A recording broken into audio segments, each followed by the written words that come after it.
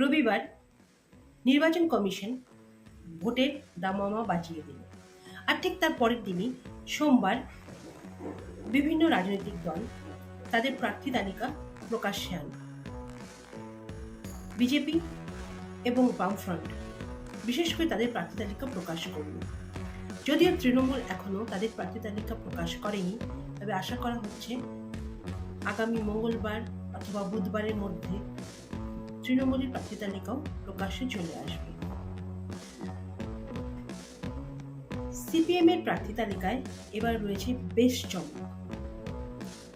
একদিকে যেমন অভিজ্ঞতা, অন্যদিকে তেমনি রয়েছে তরুণ প্রজন্মের মুখ।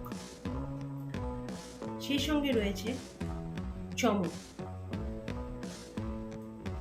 এবার সিপিএম এর প্রার্থী তালিকায় প্রথম দফার যে প্রার্থী তালিকা প্রকাশ্যে এসেছে, সোমবার আলিমুদ্দিন স্ট্রিটের তাদের কার্যালয় থেকে সিপিএম এর চেয়ারম্যান বিমান বসু এক সাংবাদিক সম্মেলন করে সেখানে প্রার্থী তালিকা প্রকাশ করলেন। প্রথম দফার 192 জনের প্রার্থী তালিকা প্রকাশ্যে, যার মধ্যে রয়েছেন 28 জন মহিলা প্রতিনিধি।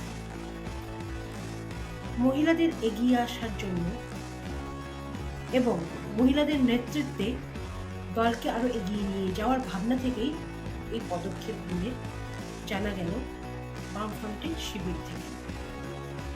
শুধু তাই নয়,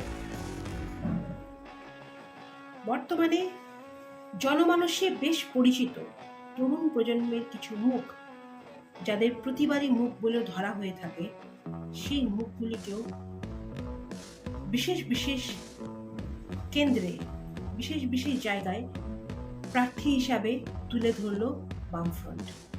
এদের মধ্যে একদিকে যেমন রয়েছেন মীনাক্ষী মুখার্জি, অন্যদিকে দীপশিতা ধর, রয়েছেন সায়নদীপ মিত্র, বিকাশ রঞ্জন ভট্টাচার্যের মতন পরিচিত এবং জনপ্রিয় জনপ্রতিনিধি।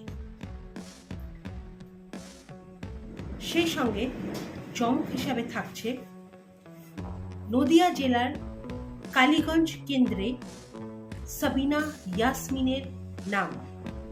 হ্যাঁ, তিনি সেই সাবিনা ইয়াসমিন যিনি হলেন নৃশংসভাবে হত্যা করা তামান্নার মা।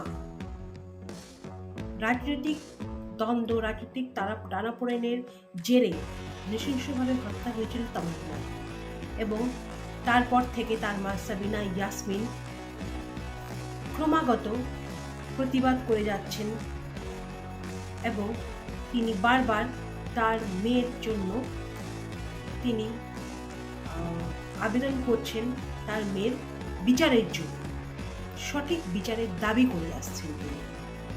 শুধু মেয়ের জন্য বিচারের দাবি তিনি করছেন না, এলাকার বিভিন্ন প্রয়োজনে, বিভিন্ন বিপদে আপদে ঝাঁপিয়ে পড়েন সাবিনা ইয়াসমিন। সবার সামনে থেকে তিনি নেতৃত্ব দেন এলাকার মানুষদের, প্রতিবাদ করেন বিভিন্ন অন্যায়ে। তাই এলাকাতেও বেশ পরিচিত মুখ সাবিনা ইয়াসমিন। বামফ্রন্টের তরফে এটা প্রকাশ করা হয়েছে যে সাবিনা ইয়াসমিনের নাম কালীগঞ্জ কেন্দ্রে প্রার্থী হিসাবে তুলে ধরার পেছনে রয়েছে এক মানবিকতার বার্তা। কিন্তু এখানে কি শুধুই মানবিকতার বার্তা, নাকি সিপিএম বামফ্রন্ট ভাবছে একটু অন্যভাবে? এক পরিচিত মুখ, জনদরদি এক মুখ, যিনি ইতিমধ্যেই মানুষের মাঝে বেশ জনপ্রিয়, তাকে সামনে এনে বামফ্রন্ট কি সেই কেন্দ্রটিকে সুরক্ষিত করতে চাইছে? এমন কি কোনো ভাবনা চিন্তা রয়েছে? সেটা তো প্রকাশ্যে আসবে ভোটের ফলাফল বেরোনোর পর। ততদিন পর্যন্ত আমরা অপেক্ষায় থাকবো।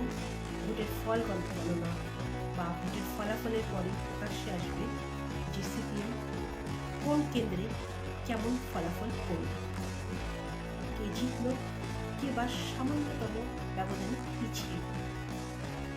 জানতে হলে চোখ রাখুন দেশভাবনা টিভির পর্দায়। আমি সম্পি আজকের মতো বিদায় নিচ্ছি। চ্যানেলটি লাইক, শেয়ার ও সাবস্ক্রাইব করুন। দেখতে থাকুন দেশভাবনা।